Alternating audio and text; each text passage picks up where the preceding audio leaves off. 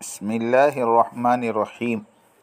قرآن کی تعلیم پر اجرت ولا تشتروا بآیاتی ثمنا قلیلا، سورہ بقرہ۔ اور میری آیتوں کو تھوڑی تھوڑی قیمت پر نہ فروخت کرو۔ تفسیر: یہ آیت مبارکہ یہودیوں کے بارے میں نازل ہوئی۔ تورات کی حقیقت: تورات آسمانی پہلی کتاب ہے جو حضرت موسیٰ علیہ السلام پر نازل ہوئی۔ اس تورات کی عمومی تلاوت کا رواج نہیں تھا جس طرح قرآن مجید کا ہے، اور نہ ہی اس کے جاننے والے کثرت سے تھے۔ جس طرح امت مسلمہ میں قرآن مجید کے جاننے والے کثرت سے موجود ہیں، یہود میں صرف علماء ہی پڑھنے والے اور اس سے یعنی تورات کو اپنے پاس محفوظ رکھنے والے تھے۔ عوام ہر حال میں اور ہر کام میں علماء یہود کی محتاج ہوتی تھی۔ جو بھی یہودی ان علماء یہود سے کسی مذہبی بات کو پوچھنے جاتا تو ان میں کے اکثر علماء رشوت لے کر احکامات کو بدل کر اس سائل کی مرضی کے موافق فیصلہ دیتے تھے۔ علماء یہود میں دو عیب تھے۔ نمبر 1، احکامات میں تحریف کرتے تھے۔ دوسرا عیب یہ تھا کہ آیات کے بدلے میں قیمت لیا کرتے تھے۔ یحرفون الکلم عن مواضعہ، وہ کلام کو اس کی جگہ سے بدل ڈالتے تھے۔ ولا تشتروا بآیاتی ثمنا قلیلا، ہماری نازل کردہ آیات کو تھوڑے سے منافع کے لیے مت بیچو، یہ دنیا کا نفع بہت تھوڑا ہے، بے وقعت ہے اور عنقریب ختم ہونے والا ہے۔ لیکن امت محمدیہ کے علماء اور قراء اور حفاظ ان دونوں موذی بیماریوں سے یکلخت بری ہیں، پاک ہیں۔ الحمدللہ کہ معلمین قرآن اور قراء اور حفاظ قرآن اور حفاظ حدیث نہ تو آیات بیچتے ہیں اور نہ ہی تحریف کرتے ہیں، اس لیے کہ انہیں معلوم ہے کہ یہ گناہ کا کام ہے۔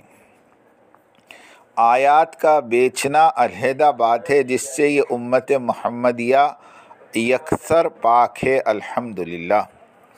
حضرت ابو ہریرہ رضی اللہ تعالی عنہ فرماتے ہیں کہ جس نے بھی علم سیکھا اللہ واسطے مگر تعلیم دینے لگا فانی دنیا کے حصول کے لیے، تو اسے جنت تو کیا جنت کی خوشبو بھی نصیب نہیں ہوگی۔ فَإِنْ كَانَ تَعْلِيمُ الْعِلْمِ بِأَجْرٍ، قرآن سکھانے کی اجرت لینے کا بیان۔ اگر معاوضہ اور تنخواہ مقرر کی گئی ہے تو اس کا لینا درست اور جائز نہیں، مگر اس معلم اور قاری کے اہل و عیال کے اخراجات بیت المال پورے کرے گا۔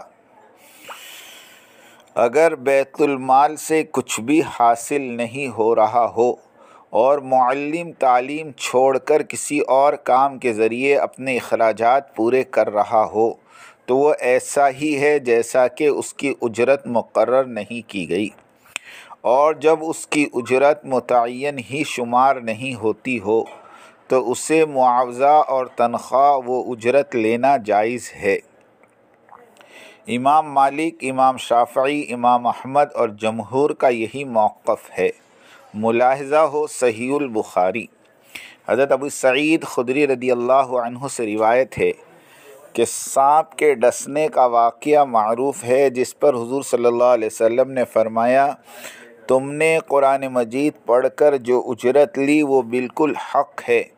اور وہ قصہ بھی مشہور اور صحیح ہے کہ ایک شخص کے نکاح میں فرمایا گیا کہ تم جو قرآن جانتے ہو وہی تمہاری بیوی کا مہر ہے۔ بعد زوال مملکت اسلامیہ، زمانے قدیم میں دینی خدمت کرنے والوں کی رہائش، ان کے اخراجات، ان کے اہل و عیال کی ذمہ داری اسلامی مملکت کے خزانے سے پوری کی جاتی رہی۔ اسلامی خلافت کے زوال کے بعد سارا نظام الٹ پلٹ ہو گیا، مگر اس وقت کے علماء کرام نے بھوک پیاس برداشت کی مگر اپنی خدمات سے غافل نہیں ہوئے۔ بعد میں لوگوں نے علماء کرام کے اخراجات اپنے ذمے لے لیے تھے، مگر مدارس چھوٹے اور علاقے کے حساب سے ہوتے تھے۔ پھر مدارس بڑھنے لگے، دین کے سبھی شعبوں پر کام ہونے لگا، تو باضابطہ مدارس کی کمیٹیاں بنیں اور چندے اکٹھے کیے جانے لگے اور تنخواہوں کا سسٹم وجود میں آیا، مگر سارا معاملہ نیتوں کی درستگی پر ہے۔ جو معلم اور قاری تراویح خود کو اس تنخواہ کا مستحق نہ سمجھے اور اسے اپنی کمائی اور کسب نہیں سمجھے، بلکہ مسلمانوں کی طرف سے تعاون سمجھے کہ میں اس کام پر متعین ہوں اور کوئی دوسرا کام کرنا مشکل ہے، اس لیے مجھ سے یہ مالی تعاون کیا جا رہا ہے، تو اس طرح کی تنخواہ اور تعاون کے لینے پر کوئی کلام نہیں درست ہے۔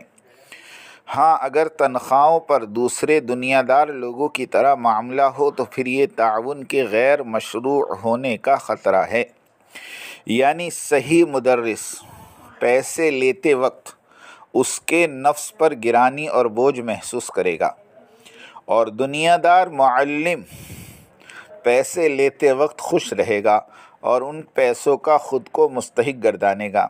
ان دونوں میں یہی امتیازی چیز ہے۔ قرآن مجید کی تعلیم پر اجرت۔